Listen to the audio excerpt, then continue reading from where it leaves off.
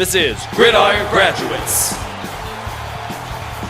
a weekly podcast covering all things football. Episode number 31. Put me in, Coach, as Coach. Recorded January 20th, 2016. Alrighty, football fans, how you guys doing out there? Bill said he hit you guys back up as always. It's another edition of GG. And as always, my buddy Ian Wharton riding co-pilot with me. What's going on, brother? Man, all is well. It's middle of winter, and we're starting to get some snow up here in Northern Virginia, which is pretty crazy. But, things are good. This time of year is the best for evaluating prospects since we're snowed in anyways. So I'm excited. I'm disappointed that I don't believe either of us are going to the Senior Bowl next week. But we will have a special treat for folks listening to us, as we're going to have a special guest next week, just as a little teaser, and to report from the Senior Bowl. And so outside of the disappointment of not going there, but things are really good, though, outside of that. Absolutely, yeah. For you fans listening on the East Coast, stay safe this weekend. If and when you get a boatload of snow, I'm not supposed to get hit till this weekend, so still kind of hanging in there. The calm before the storm, as they like to say. Unfortunately, I'm not going to be able to make it to the Super Bowl, definitely not going to the Super Bowl, but not going to be able to make it to the Senior Bowl this year, but hopefully next year. So hopefully save a little bit of money this year, get a flight down, see what happens, and meet everybody next year. But yeah, like Ian said, we'll have someone on to talk Senior Bowl next week, so stay tuned, be on the lookout for that. For this week, of course, though, got a lot to cover. More coaches got hired. The coaching carousel is coming to an end. But first, we'll kind of flip like what we did last week. We'll talk about the games first. Divisional weekend is in the books. Man, can you believe it's championship week already, Ian? We're down to the Final Four. Yeah, and what a Final Four it is. Yeah. We've got, three of the best quarterbacks in the NFL right now. And then the other guy's not really a slouch either, Peyton Manning. Obviously Manning hasn't been that guy that we grew up with, but I'm still not ready to. I'm ready to say that he's close to the end, but I'm not going to write him off. I would not be surprised if he plays at least a decent game this weekend, and I hope he does. Like we said at the beginning of the year, I would really hate to see him have a bad year, just considering what he's meant for the NFL and our generation of football fans. He's been one of the most popular players by far. So. I'm really excited. I'm obviously not a Patriots fan, so I'm hoping the Patriots lose. That's my only bias. The rest of it, I'm just rooting for good football, and I think the NFC side may have a very special bracket. Even to this point, I think that we've seen some great things from the NFC side. Yeah, definitely shaping up to be a fun Final Four. So we'll start with the AFC side. We'll start with Saturday's action, which saw New England knock off Kansas City. So my pick to win the AFC, of course, got bounced. But, boy, New England showing why they're still the top dogs out there. Brady just picking apart that Chiefs defense, just playing outstanding. Kansas City kind of struggled a little bit, but it's also credit to how good the Patriots defense was. And then, of course, all the talk was how slow the Chiefs were late in the game when they were down by 2 possessions, needing to score. But funnily enough, today, during his introductory press conference, Doug Peterson actually kind of explained why the Chiefs were moving slow, saying they didn't want to give the ball back to Tom Brady. Of course, on the flip side of that, the more time you spend on the first possession, the less time you have on the second possession. You weren't going to want to give the ball back to Brady anyway because you're pretty much going to lose. But it was definitely a little frustrating to watch the end of that game, watching how slow they moved. But boy, there's no doubt the Patriots look like the favorite, at least in the AFC. I think, either NFC team could give these teams a run for their money, but probably a lot of people are going to look at the Patriots right now as the favorite to repeat as Super Bowl champs. Yeah, I think the most impressive part from their game, excuse me, is that the offense really kind of came back together. I mean, they squandered a couple opportunities to score. They were kind of moving the ball surprisingly well against a really good defense. But it turns out that maybe they were just kind of playing coy in the last couple weeks, and obviously resting their guys, not being very aggressive with their game plans. Because with a healthy Julian Edelman and a healthy Rob Gronkowski, at least, more healthy than what they were, that looked like a legitimate offense. That looked like a scary offense. It looked like someone that I wouldn't want to play. And that's not really who we had seen the last couple weeks of the year. So, maybe it was just that week. Yeah, I'm not willing to write off what we saw for multiple weeks yet. But, I mean, that is really impressive performance against a defense that, they were basically missing their best pass rusher and best really player just in Houston. He only played, I think, like 10 snaps or something like that. So they're going to have to face, a similarly very, very good defense in Denver. But the question is for Denver, can they withstand the loss of Chris Harris? With Chris Harris's game status in question, that's a huge, huge question for them.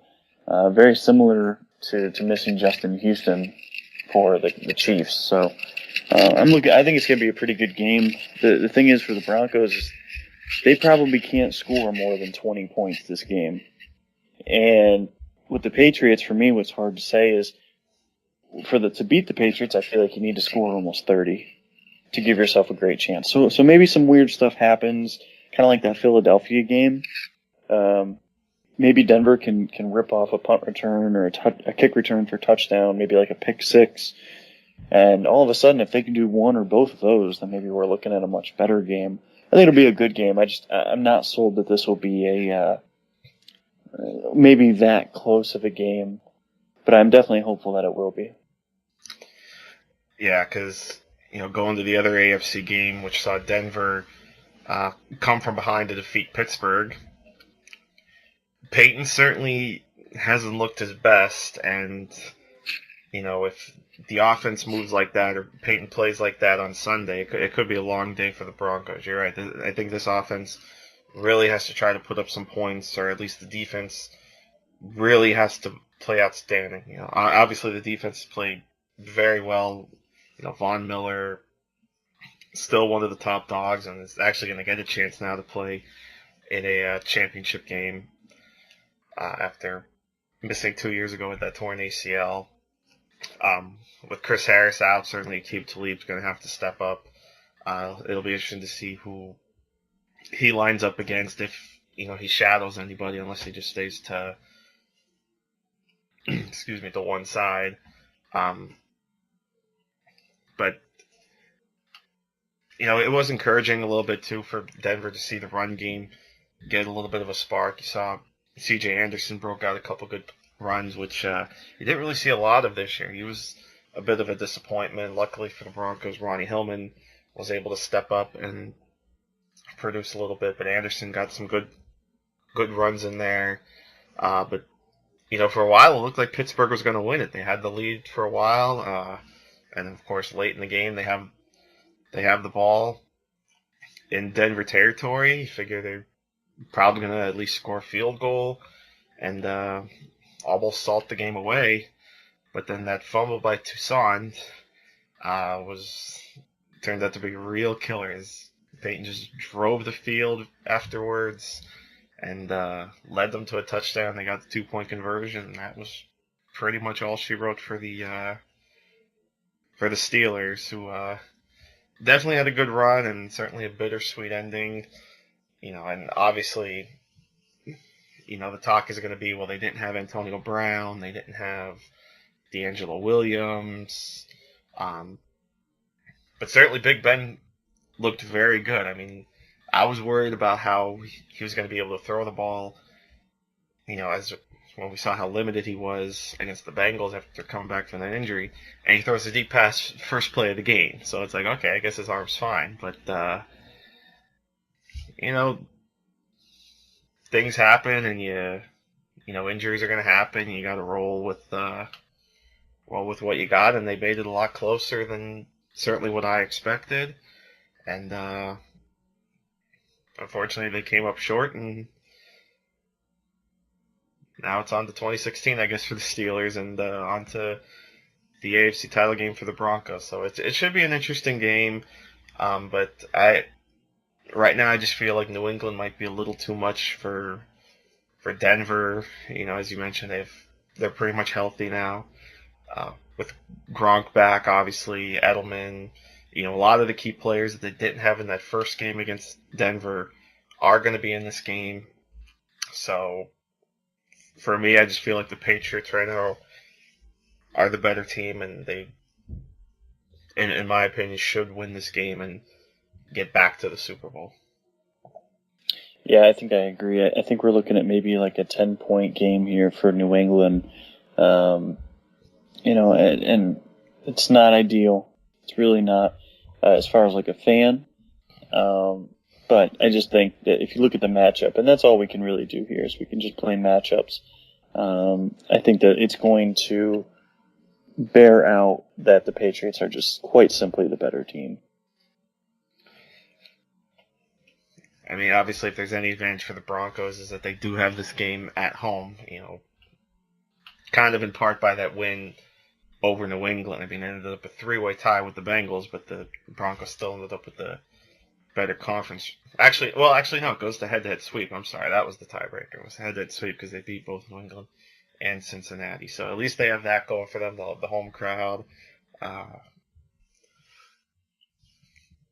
Not like weather's going to be much of a factor. Brady's used to playing in cold weather, but you never know. Maybe they'll get some of that home magic, and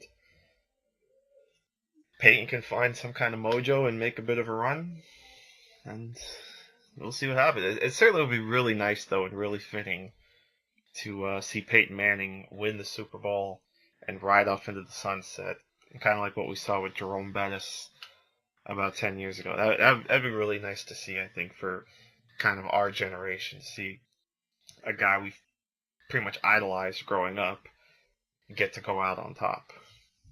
Yeah, that would be really, really fun ending.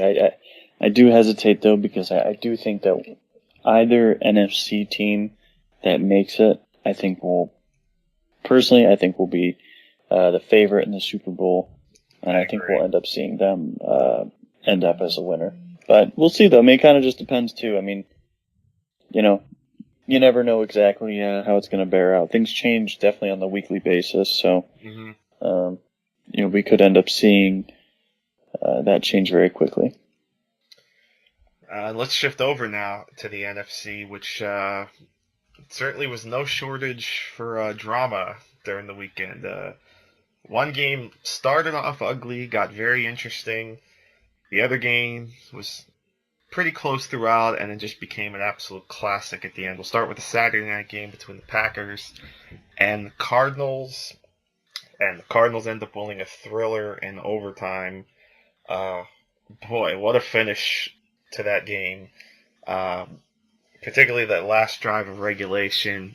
Rodgers essentially hits 2 Hail Marys on that last drive to score the touchdown, and what a coming out party for Jeff Janis. I know there's certain people on Twitter that were very excited about this game. I'm not going to mention any names, but I think if you've followed Twitter enough, I think you have an idea, namely which one person I'm referring to. But that was just an intense drive. The one thing that was like, I mean, I guess this is hindsight talking too, but, pressuring Aaron Rodgers, I understand the plan behind that, but, I mean, you've seen Rodgers work his magic many times, and to only have, I don't know, what they have, like 2 or 3 people in the end zone on that last play, it was almost like asking for trouble. And Rodgers, of course, hits the Hail Mary again. They get the extra point, tie the game, send it to overtime. Then, of course, the coin flip debacle. And I'm thinking, how do you not get a coin to flip? It's like, right. It's not that hard. And, by the way, the guy that did that coin flip, Clete Blakeman, is your Super Bowl referee this year. Yeah, it was such a strange scenario. I mean, it's just like, I don't understand how these guys don't seem to understand the rules, like how stuff gets mixed up like that. And I know it's not often that we see that, but still, it's just another bad look for the NFL. Mm-hmm. So the coin doesn't flip. They end up redoing the coin flip, which they said Blakeman didn't have to do, but he did. Arizona ends up getting the ball first, and what a play by Larry Fitzgerald. First, what a play by Carson Palmer, scrambling out of pressure, rolling around, hits Fitzgerald wide open, and Fitzy almost takes it all the way. And then a couple plays later, shovel pass to, of course, Larry Fitzgerald to score the touchdown, win the game, and send the Cardinals to the NFC Championship game. Boy, what a rush those last few minutes were. What a game. It's almost like the Packers and Cardinals just know how to have an exciting playoff game against each other. We mentioned that overtime game from a few years ago. This one, with less than half the points scored, I think was maybe even more entertaining than that 51-45 game from a few years ago. Yeah, I mean, Hail Mary, huge play by Larry Fitzgerald, who's one of the most likable people anyways. Yes, in the NFL. Larry Fitzgerald fan myself, absolutely. Yeah, just incredible. Like that, it was like I was literally standing up when that happened, when Carson Palmer was bouncing around, when he found Fitzgerald wide open. I stood up and I just started cheering for him. I mean, I have no rooting interest in the game. I like both teams that were playing. I mean, I really enjoy watching both teams, and I'm just cheering them on. Same thing happened with Rodgers when Rodgers threw the touchdown. And I'm not even a Jeff Janis fan. I like Aaron Rodgers. I mean, I was just enjoying the game. I was like, I just couldn't help myself. I was just like, oh my goodness, like this is fantastic football to watch. So I'm really happy because I tend to be disappointed with playoff games in general. I think some of them tend to lack, kind of lack that luster. But we have definitely not been disappointed so far this year. I think that it's really setting up for potentially a fantastic round of conference games here to finish up. Mm-hmm. And then the Sunday game, like I said, started off ugly, but Russell Wilson certainly will not die. Panthers jumped out to a 31-0 lead. I'm like, really? Like, it was just crazy. Like, I mean, I was out at the beginning of the game, so I was kind of following on Twitter a little bit, and I saw it was already, even early on, I saw it was like 14-0. I'm like, wow, it's 14-0 Carolina. And then it grew to 31-0. It's like, oh my goodness. But then Seattle found their mojo and crawled their way back, but in the end it was just too big of a hole for them to dig themselves out of. But credit them for making it a game, and after a sluggish first half, Russell Wilson definitely played a lot better. But hey, credit the Panthers, and I apologize for being skeptical. I've been down on them seemingly all year. I was still a bit skeptical going in, but boy, they're certainly proving a lot of people wrong now. That was you could certainly say they were a bit lackadaisical in the second half, nearly blowing that 31-point lead, but they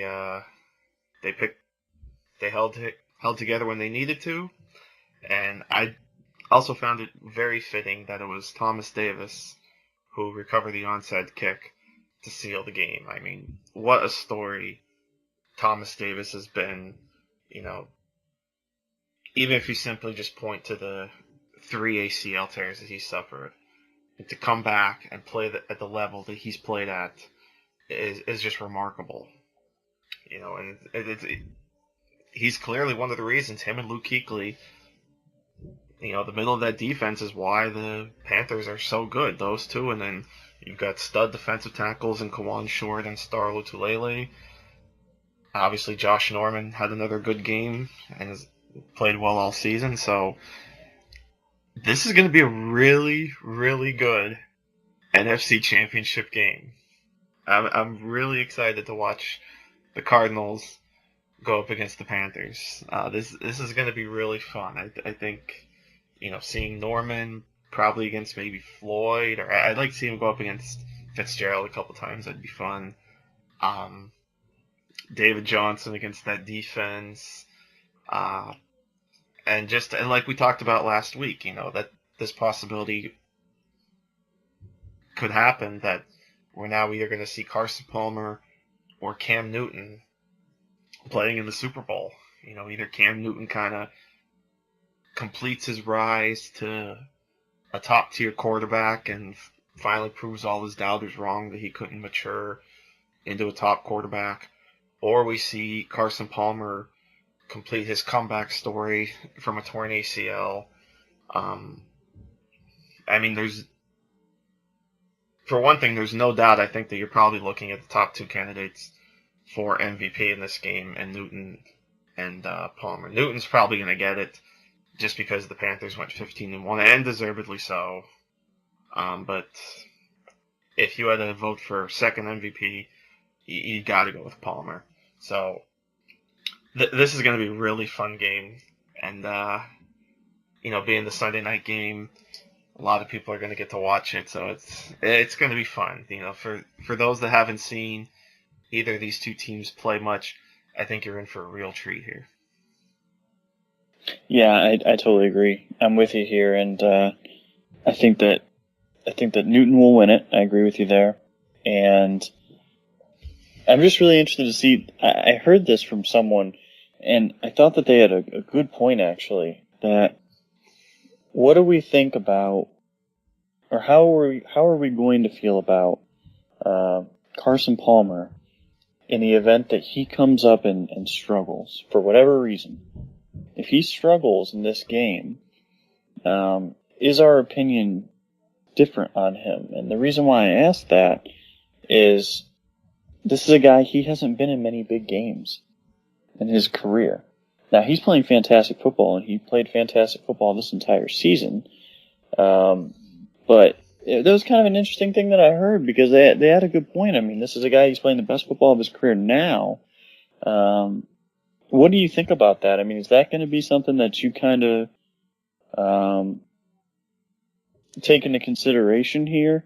If he, let's say he goes out and has a maybe like a poor afternoon? Yeah, I mean, he certainly wasn't perfect against Green Bay. I mean, there was a couple. He may have had like 4 or 5 dropped interceptions. Yeah, I mean, there were a couple throws deep in the red zone, like that one interception. What was it? Late third or fourth quarter or something like that. I forget exactly when in the game, but that one kind of faded throw into the end zone that got picked off was just absolutely terrible. And you were starting to get the sense that, maybe this is starting to slip away from Arizona. But I wouldn't say if he has a poor game that it's, all of a sudden going to crush our opinion on him. He's still an outstanding quarterback. If Palmer's going to have a bad game this week, it's probably going to be due to the fact that he's going up against such a good defense. Yeah. Be it Kuechly going after him or Davis or whatnot. Because it's obviously a tough matchup. First of all, this is the first time he's ever going to play a road playoff game. And again, he's going up against a top-notch defense. So he's entering a situation that he's not familiar with. So if he has a bad game, you can make a case for it. You could make it understandable. And again, I'm not going to sit here and say, if he has a poor game, then I think all of a sudden he's a bad quarterback just because of one game. It just so happened that, he's up against a strong team with such high stakes. Yeah, no, I agree with you. I thought it was an interesting point, and I'm a fan of Palmer. I think what he and Bruce Arians together have done is incredible. Mm-hmm. I'm really excited for that NFC game. Honestly, I wish that was the Super Bowl, just because Yeah. I like both those teams more than I like the AFC teams. Because in general, I kind of root for new teams. Mm-hmm. I don't like seeing New England in it every year, and I don't like seeing Denver in it quite often. I mean, that team's won a couple Super Bowls in their recent past. I want to see some new teams in there and winning these big games. And so I'm definitely rooting for the NFC here this. I shouldn't say really this week. I mean, I hope it's a great game on both sides, but really in the Super Bowl, I'm going to be rooting for the NFC for that reason. But I'm with you here. I don't think that we should drastically change our opinion on Palmer because he had a wonderful regular season. Yeah, and again, like I said, if it wasn't for Cam Newton, I think you could absolutely make the case for Carson Palmer as MVP. I mean, just look at last season. Palmer goes down. I mean, Drew Stanton kind of held that ship as best he could, but you just got the sense that once Palmer went down, the Cardinals season just sank immediately. Now here he is, back healthy, and there's a reason the Cardinals went 13-3 in the regular season and just beat Aaron Rodgers and the Packers in the playoffs. So, but I agree. I think, and I kind of feel whoever wins the NFC, I think could win the Super Bowl. And I said when the playoffs started, I picked Arizona to win the Super Bowl. I'm going to stick with that. I know it sounds like I'm still down on Carolina, but it's not as much I'm down on Carolina. It's just I really like this Cardinals team right now. Yeah. They've really grown on me. I remember, and obviously this is a completely different opinion than what I had preseason. I'm sitting here talking about them as probably an 8-8 team because I thought talent-wise they got worse. Well, I guess I forgot the fact that, Palmer's still a good quarterback. Bruce Arians is still a great coach. And the defense is playing a lot better than they did last year. Patrick Peterson is having a bounce-back season. And a bunch of other players in that secondary playing well. Dan Buchanan has played well. So, to me, it feels like they're the most complete team in the NFL. I mean, at least a toss close to the Patriots, but I don't know. I just something just feels right with this Cardinals team.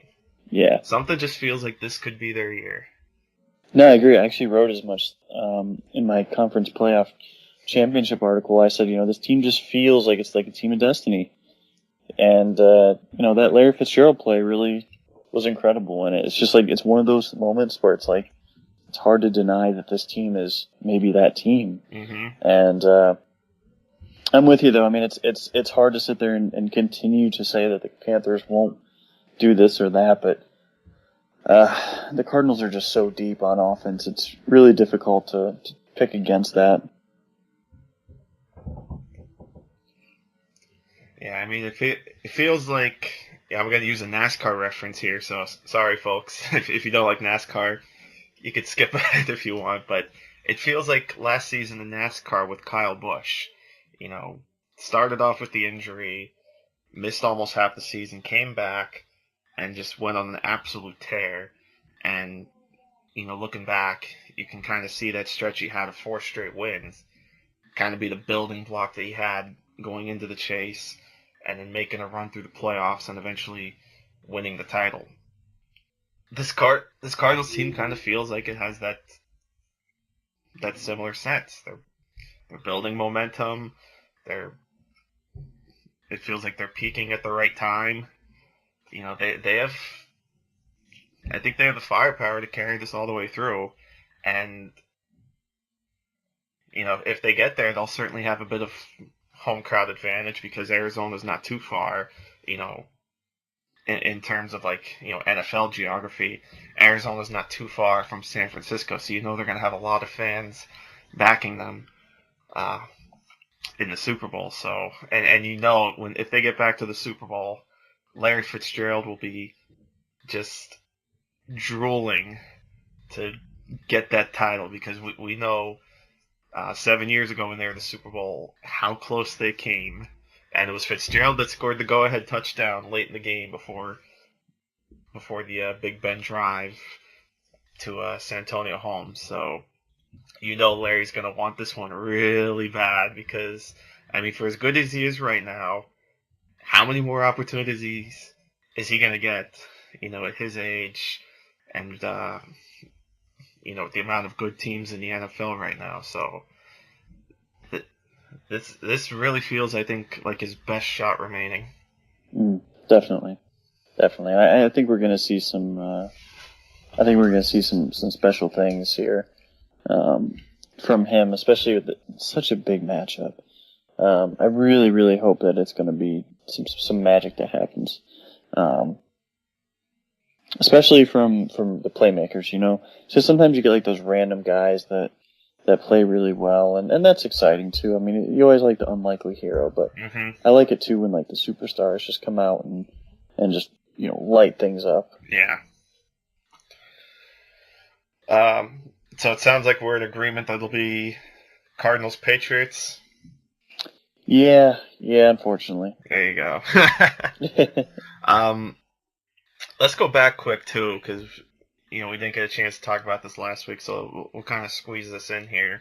I want to go back and get your thoughts on the national title game from last week too, between Alabama and Clemson. That turned out to be a real barn burner as well. 45-40 the final. Alabama once again the kings of college football. And it was interesting too, all the rumors that maybe Nick Saban was going to maybe test the NFL waters again. Obviously now that's not going to happen. All the coaching jobs are filled. So he's still there at Bama, but what do you think? How was the game for you that night? I'm not a Bama fan. I like teams that don't win regularly. It was a heck of a game, though. I mean, you really can't complain about what it took for them to win. I mean, it took an onside kick and special teams play. That type of stuff is, that's why winners win. I mean, those small little plays come up every once in a while, and those are the things that matter, especially in those big moments. So, good for them. Obviously, I don't root for Nick Saban, but he's an amazing coach, and that can never be taken from him. So, congrats to them. Congrats to Bama. I really wish Clemson would have won. I thought Deshaun Watson was fantastic. Really looking forward to see how he plays as a junior next season. He'll be draft eligible. So, yeah. But overall, my takes were it was a fun game to watch. I really just tried to sit back and enjoy it, and looking forward to see how Bama reloads next year. And I think next year will be a stronger pool in general. Real quick, I'm just curious. Do you have Deshaun Watson? I mean, you probably haven't done much work on the 2017 draft, but, seeing what you've seen so far, would you say Watson's the top quarterback right now for the 2017 draft? Yeah, no doubt about it. I think he is by far and away the best candidate for next year to be like the number one pick and quarterback number one. There's some interesting guys, but overall, I think he is definitely the best I've seen. Okay. And just in terms of teams for next season, who look like some of the top dogs going into next year? Probably Alabama, I'm sure, is going to be up there as usual. Yeah, I'm going to have Bama number one, and I'm sorry, not Bama number one. I'm going to have Clemson number one, and I probably have Bama sitting at number two. And only reason I say that is because basically Bama's going to be losing a lot more. If you look at it, they're losing their starting quarterback, their top two running backs, a lot of defensive talent, and they're just going to reload. They've got a lot of talent on both sides of the ball, and they're going to be just fine. But I think Clemson, obviously with Watson coming back, that's a huge part. They're going to be losing a lot of defensive talent, but I think that talent is easier to replace in the grand scheme of things. So I'll go Clemson 1, Bama 2. To be honest with you, I'm not too sure after that. I'm really not too sure after that. It's really difficult to kind of get a feel for it. I'd say maybe Notre Dame. Notre Dame would probably be like that team that I would look at as number 3. And then after that, it's a wild race. How about your Buckeyes? What's their outlook for next season? They got a lot of rebuilding to do, a lot of reloading. It's gonna be a lot of young guys playing. I think they'll end up as a top 10 team. They'll probably lose 1, maybe 2 total. It's just gonna be different for them. It's a transition period. A lot of good young players, I'm sure, will be playing, but it'll also be a lot of growing pains as well. So Yeah. I'm optimistic, but there's not many expectations, and sometimes that's actually not a bad thing. Yeah. Well, new quarterback for one. Yep. Who's the early favorite to possibly be the starter? Well, quarterback will be JT Barrett. Barrett will still be there. Why did? Yeah. For some reason, I thought he was leaving, but I guess not. No, it'll be JT Barrett. Oh, okay. So at least it'll be new running backs, new wide receivers, a couple new linemen. so pretty much new everywhere else. So Yeah, a lot of new defense. So plenty of changes elsewhere. Well, it should be interesting, and then we'll see how my Nittany Lions do next season. Obviously, Hackenberg's gone, no surprise. And Geno Lewis is transferring, which was a bit of a surprise to me. And it's kind of upsetting too because Geno Lewis is fairly local to where I am. He actually played his high school ball about half an hour north of where I live, so that's why it was always fun to watch him. And he played quarterback in high school, and obviously everyone knows him as a receiver. I still remember him as Eugene Lewis. I remember we've discussed this before. Everyone knows him as Geno Lewis. I still remember when he was Eugene at Wyoming Valley West, but he's now at Oklahoma. They had a running back that also transferred as well, but you figure he was going to be playing behind Barkley anyway. But to have Barkley back next season certainly is going to help. And of course, certainly losing some talent on the defensive side of the ball. Guys like Zettel gone, Anthony Johnson, Jordan Lucas. So it'll be interesting to see how they reload there. Let's go back to the NFL. We'll talk about the rest of the coaching hires from the past week. We'll start in Philadelphia. Doug Peterson, Chiefs offensive coordinator, now the guy in Philly. Certainly not the sexy hire that a lot of Eagles fans wanted. But, it's not a terrible hire. You give the guy a shot. And I think an early positive on Peterson so far is the staff that he's putting together. He's bringing in Frank Reich as offensive coordinator, and he's bringing in Jim Schwartz as defensive coordinator. I really like the Schwartz hire because we've seen how well he's done with defenses in the past, namely the Bills of 2014, and then he's done well with the Lions as well. And of course, he has the head coaching experience, so he can kind of help Peterson in that aspect. So, and he hasn't committed to it yet, but Schwartz is likely going to switch the defense back to a 4-3, which I think really, really works well because a lot of the players on this team are built for a 4-3 scheme, namely Fletcher Cox. I think Cox as a 3-tech can be outstanding. He could, he might be up there with guys like Aaron Donald and Geno Atkins at that position. I think Cox has that much potential and can be that talented as a 3-tech. There's talk that Kiko Alonso will play weak side backer, which it's a good fit. What's that? Yeah, it's a good fit. Yeah, it's worked well for Schwartz in the past. Guys like Nigel Bradham has performed well, so I think it's that's a good hire. And then Frank Reich, he obviously took a little bit of beef last season, but I mean, San Diego was just riddled with injuries. The offensive line was like a carousel. They didn't have Keenan Allen. The run game struggled. Melvin Gordon didn't do much as a rookie, and obviously couldn't even do much on third down because he can't catch the ball yet. So, but I'm optimistic. I'm obviously not gonna downplay the hire. I mean, it's early. He's only been coached for a couple days. Let's see how he does in free agency and the draft, and obviously in the games. But I think there's a reason to at least be optimistic, and not shoot down the hire right away. No, I agree. I mean, I didn't think the choice of Peterson himself was overly strong, but I do like the staff that he's bringing. I think that itself is pretty strong, and I think that there's reason for optimism, if for no other reason, because of the staff he's bringing, and really interested to see how it works out. I mean, I'm a big Chip Kelly fan, but obviously there was time for a change, and I think it might work out. I mean, Reich I'm really interested to see Reich. He's a very high regarded person, and he was fired only after 1 year, which is really strange to me whenever that happens. So we'll see how it works out, but you never really know until you know. Mm-hmm.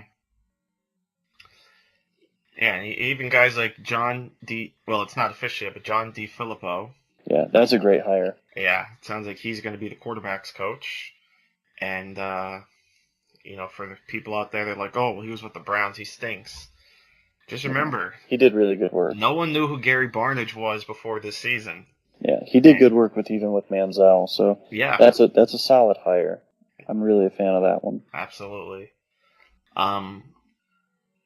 Speaking of Chip Kelly, I was actually really surprised when I learned that he was hired by the 49ers, because I didn't think Chip Kelly was going to get... First of all, I felt it was going to be tough for him to get a second chance, period. But for him to get a second chance so quickly was really surprising. But it's interesting because, of course, all the talk was, maybe when Chip Kelly was still coach of the Eagles, all the rumors were, maybe Kaepernick will go to the Eagles and, pair with Chip Kelly and it'll work out for him. Well, now everybody's got their wish that Kelly's paired with Kaepernick. It's just Chip Kelly goes back to the West Coast. But it's going to be really interesting to see how Chip deals with the big ego himself, Trent Baalke.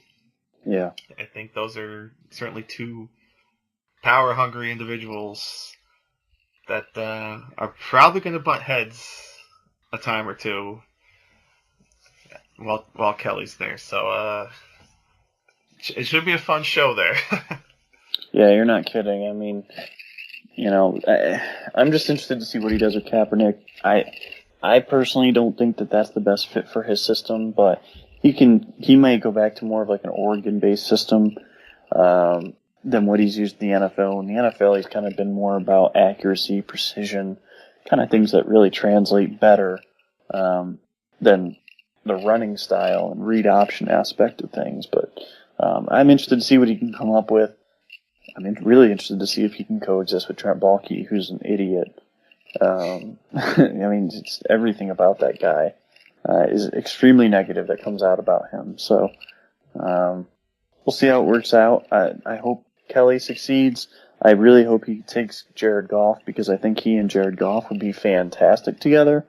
But we'll see if that works out, and we'll see if he rolls with Kaepernick. 'Cause if he rolls with Kaepernick, I don't think he'll be in the NFL for much more than maybe a few years, unless if he can dump Kaepernick in the next year or two. And for those curious, no, the Eagles and 49ers do not meet in 2016, but they do meet in Philadelphia in 2017. That, of course, is assuming Kelly's still around in 2017, and if he is, that's going to be an interesting return to Philly, whenever that may be. Who else we got? Tampa Bay hired Dirk Cutter, which could have been seen from a mile away. It seemed like from the very beginning, it felt like once they fired Lovie Smith, looking back on it, it's almost like they had their eyes set on Cutter from the get-go.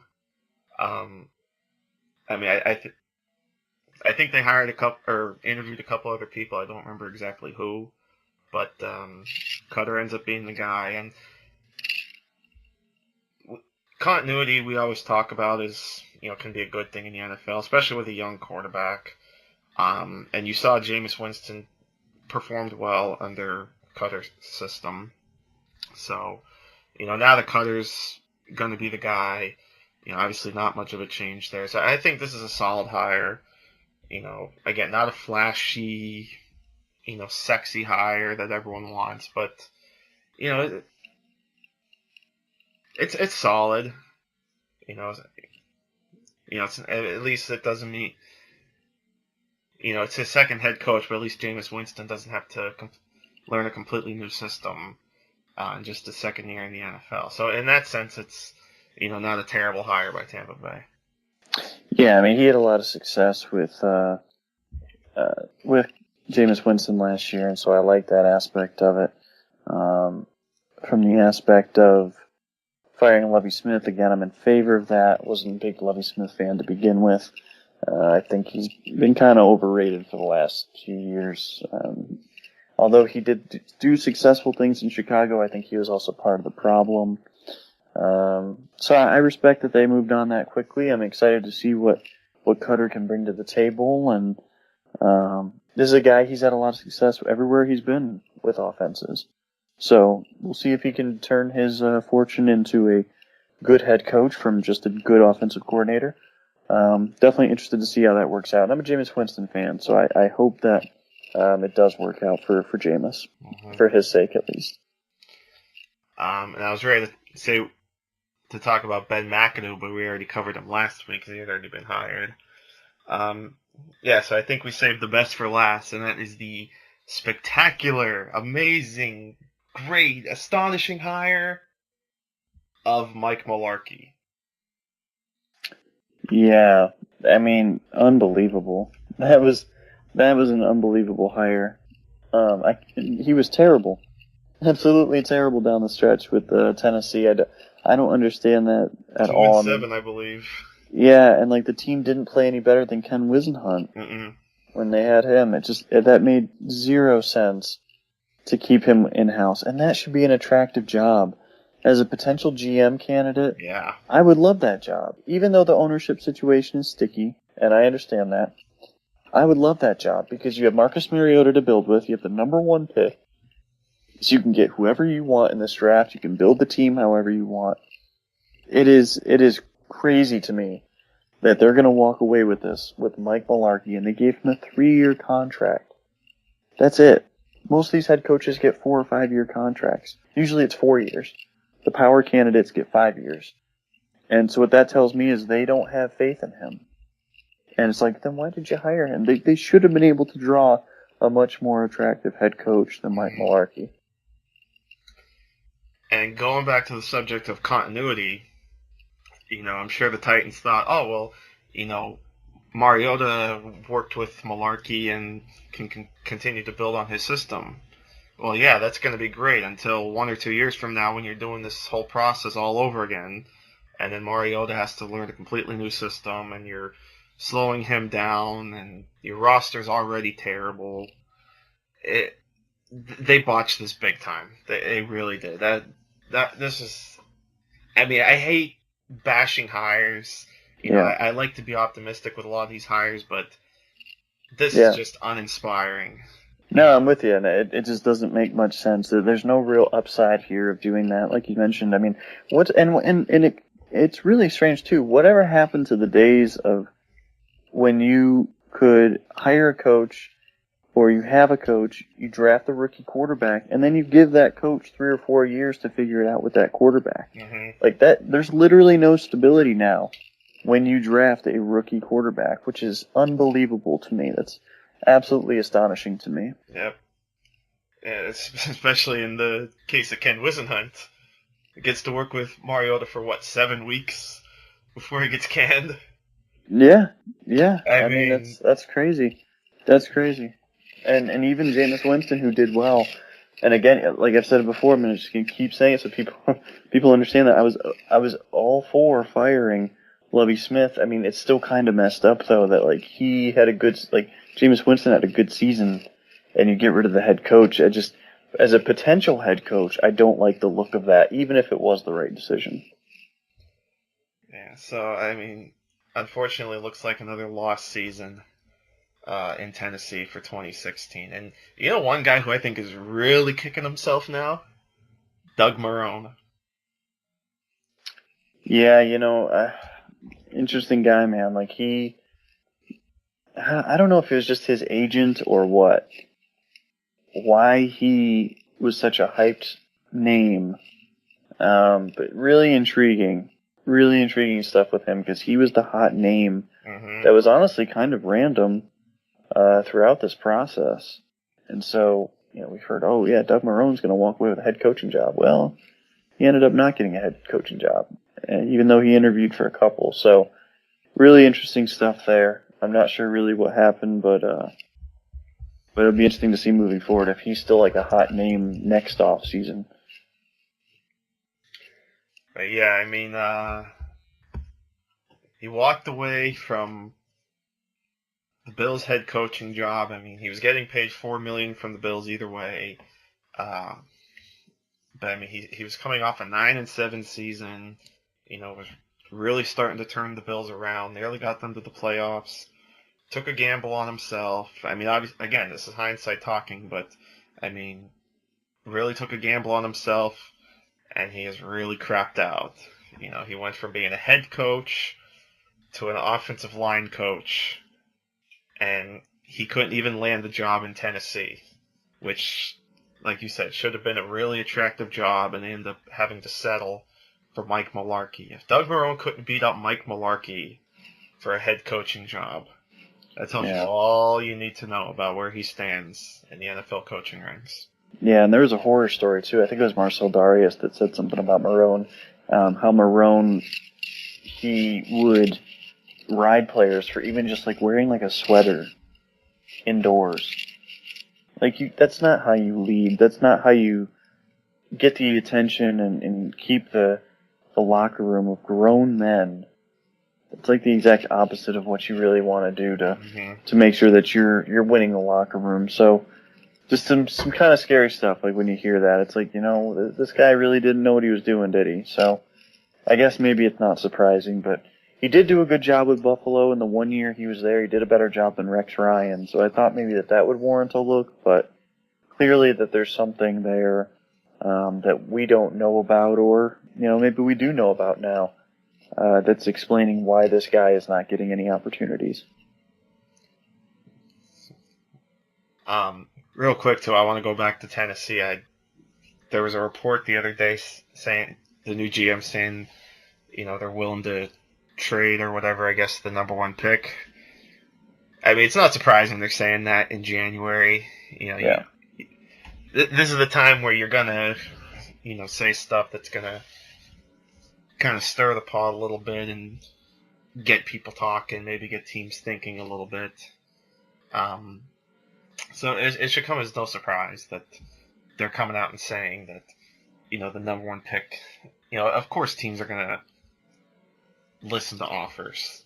And Tennessee should. If they get an offer for the number one pick, they should at least consider it. I mean, they're obviously not going to take a quarterback. And we've talked about how quarterback feels kind of top-heavy, at least, with the draft this year. By the way, apparently I missed the Carson Wentz hype train going off the rails the other day. Oh, my goodness, yeah. And I found out how it started, I guess, from Daniel Jeremiah. And he's a guy I respect a lot. I love DJ. But I'm guessing that's the source of where this all started, with DJ mocking Wentz 4th overall to the Dallas Cowboys. I'm like, boy, if Jerry Jones pulls that trigger, wow. Yeah, to be honest, I love Daniel Jeremiah. Awesome guy on Twitter. Totally a fan of him. But I think that this is just one of those instances of kind of like that random guy jumping up. I mean, we go through these cycles every year. At first there was that Connor Cook hype. There was that Jared Goff hype. There was that Paxton Lynch hype. And now we're on the last one of the big four. We're on the Carson Wentz hype. And eventually I think we'll probably cycle to another quarterback. It's just kind of how it goes for whatever reason. And this happens every year. I swear it happens every year. And, Wentz is a nice prospect. There are certain things I like about him. He's big. He's mobile. He's got a good arm, not a fantastic arm. He really struggles on deep balls for whatever reason, even though he's got a stronger arm than any of the other top four quarterbacks. He's got the strongest arm of the bunch. He doesn't throw downfield well. Very inaccurate there. Just puts a lot of air under the ball for no reason. There's some mechanical issues there, which is understandable. He's only started a year and a half. He has 620 career passes, which should be a pretty big red flag. Played at the FCS level.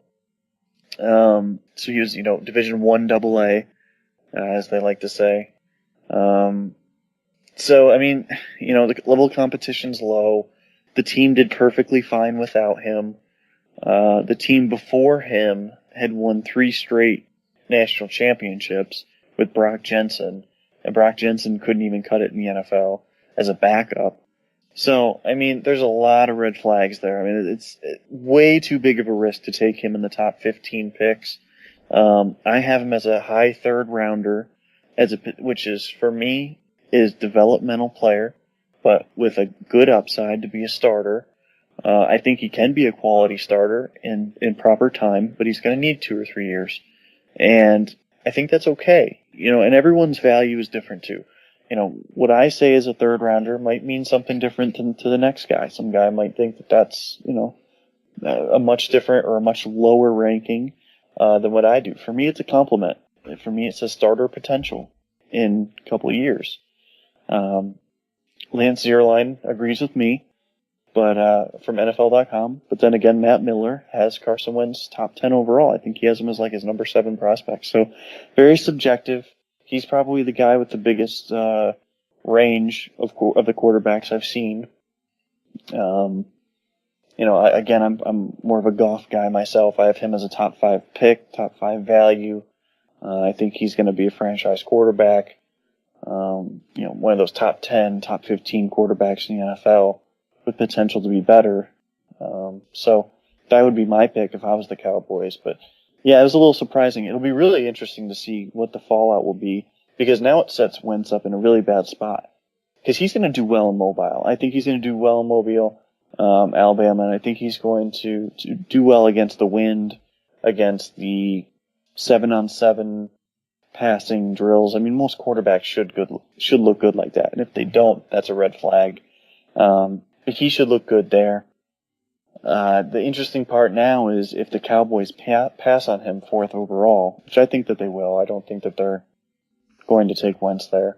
It'll be interesting to see the narrative that builds, when in reality I think that people are just inflating Carson Wentz's draft stock for whatever reason. It brings up an interesting question. Who's going to be this year's Tom Savage? Well, it might be the quarterback that's there in Mobile, and that would be Jacob Coker from Alabama.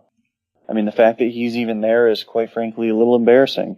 But we know that there's a clear bias from that staff that builds that roster to local players. Mm-hmm. They've really admitted as much as on Twitter. Yeah, and it's it's for the local poll. And I guess that makes sense. To be honest with you, I don't think it would make that big of a difference if they didn't pull an Alabama kid for quarterback, because Phil Savage had bragged one day on Twitter that they had every Alabama quarterback minus I think 1 or 2 in the time that the Senior Bowl has been there.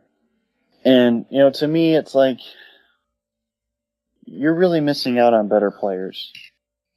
He's not a guy. I'm not even evaluating him for the draft.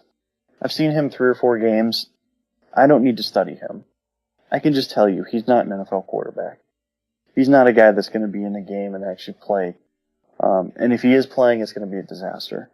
There's a lot more guys that should be in that game. Jake Rudock is one from Iowa. Trevon Boykin is a guy I wouldn't mind seeing there. Jacoby Brissett is a guy I wouldn't mind seeing there. Vernon Adams, although he's too small to probably play quarterback in the NFL, he's still a fun player. I mean, there's a lot of guys. It's a deep quarterback draft, especially for teams that need backups, and a lot of teams need backups. I was looking through depth charts a couple weeks ago, and I was like, oh man, like 10 teams could use like an upgrade for the backup quarterback position, and there's value to that on day 3. That's a developmental pick. That's an investment that you should make. It's a cheap backup for the next decade if you get the right backup. So I'm interested to see how many guys get drafted. I'm gonna probably have like 10 to 15 guys as draftable to varying levels, and most of them are developmental types. But again, I'm all about taking your shot. I'm all about taking a quarterback every year or every other year, and just hoping, maybe one of these guys works out to be a franchise quarterback, because you just never know. Franchise quarterbacks kind of come out of nowhere. Mm-hmm. If you look at the resumes from the top 7 or 8 quarterbacks in the league, they're pretty mixed. Some guys were day 2 picks, some guys were day 3 picks, some guys were undrafted like Tony Romo, and most of them are first rounders. But there's enough random guys in there sprinkled in to tell you that we just can't predict who's going to become a great quarterback. We can just take our best guess. And yeah, so for next week, it'll definitely be interesting to talk about the Senior Bowl and some of the quarterbacks that are down there and whatever else we talk about. Again, we'll keep it a secret for now who we're bringing in, but hopefully things work out and he is able to call in next week, so it'll be fun. I also want to throw in quick, too, there's some historic news today in the NFL. The Buffalo Bills hired Catherine Smith as a special teams quality control coach. She becomes the first full-time female NFL coach. So congratulations to Catherine. And good looks by the Buffalo Bills. Yeah, that's really fantastic. Absolutely. It's really good to see females becoming more of a presence in the NFL. He started with Sarah Thomas as a full-time referee this year. You had Jen Welter as the intern coach for the Cardinals in the preseason. And now you have a full-time NFL assistant coach. Full-time female assistant coach. So big props there to the Bills, and again, congrats to Catherine. So a little bit of a happy news, I guess, to kind of end on there. Definitely. Really hope it ends well, and we continue to see that influx. Absolutely. And who knows, maybe down the line, we see a female head coach. It's certainly not out of the realm of possibility now. It's so hard to imagine, but it's a really exciting thing. Just to think about that's even a possibility now. But it really is incredible. Absolutely. So, we'll see how it goes. So, like I said, I think that was a nice, happy way to end the show. Any final words for the hopefully happy viewers out there now? No, not really. Just stay safe and get ready for a great weekend of football. Absolutely. Yep. Final Four, football style. Obviously, it's not college basketball Final Four, but it's certainly very exciting nonetheless. Boys, college basketball has been really crazy. It's been a lot of upsets. It's been real fun. So if your bracket gets completely busted in March, don't worry, because everybody's bracket's probably going to be a complete mess in a couple months. It's going to be absolutely insane. I'm still waiting for a 16 seed to beat a 1. It will happen. I'm so confident. Well, I just feel it in my body that it's going to happen one of these years. Mark my words. A 16 one of these years will be the 1 seed. But yeah, so enjoy the Final Four in the NFL. Like we said, we'll have someone coming on next week. We'll be talking Senior Bowl, which is definitely exciting. By the way, are you going to check out the Shrine game this weekend? Yeah, I surely will. Our guy Jeff Brisden is there, and he's been providing great coverage of the Shrine game. I will definitely be checking it out. Um, I highly encourage people to watch as well. There's a guy, Victor Ochi, from Stony Brook. He's a pass rusher. This kid could be like the next John Brown as far as like small school studs. So I'm really interested in watching him. There you go, a little bit of a tidbit there for you guys. Shrine game Saturday. Yeah, next week we'll be previewing the Senior Bowl, talking some of the practices, and then certainly recapping the Final Four and getting ready for Super Bowl 50. It's hard to believe. Next week we're talking about the final game of the season because, again, no one cares about the Pro Bowl. So until next time, for Ian Ward and I'm Bill Rossetti, thanks so much as always for listening. Really appreciate it. Appreciate the support. And we'll catch you guys next week right here on GG. Take care, everybody.